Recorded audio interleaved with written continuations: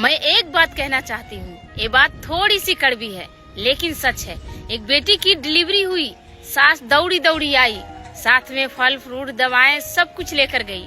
बेटी को समझाने लगी, बेटा अभी 1 महीने तुम्हें वजनदार काम नहीं करना है, तुम्हारे घर में और भी लोग हैं, वो लोग काम करेंगे, तुम्हें अभी आराम की सख्त जरूरत है। जब वही बहू की डिलीवरी हुई तो 6 दिन में ही कहने लगे कि अब तो तुम ठीक हो गई हो, घर का काम काज कर लो। हमारे जमाने में हम तो 6 दिन में ही पूरा काम करते थे, और एक आजकल की बहुएं हैं कि नौटंकी करती हैं, काम चोर होती हैं आजकल की बहुएं। तो इस पर मैं यही कहना चाहूंगी कि औरत एक ही है, ममता भी एक ही है, लेकिन फर्क बस इतना है कि एक अपनी है और एक पराई है। बहुओं की पीड़ा कभी समझी ना गई, जितनी ममता और प्यार और दर्द बेटी में होता है, अगर उतना बहू में होता तो आज कोई भी माँ दुखी ना होती बुढ़ापे में।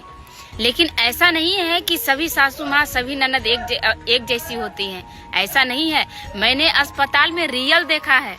एक सासू माँ की बहू की डिलीवरी हो रही थी, उनकी सास और ननद जब वो डिलीवरी रूम से चीख रही थी, चिल्ला रही थी, तो बाहर उसकी ननद और सास भी रो रही थी, चीख रही थी कि मेरी बहू को सही कर दो। उसकी ननद कितनी रो रही थी कि मेरी भाभी को तकलीफ हो रहा है, उसे ठीक कर दो।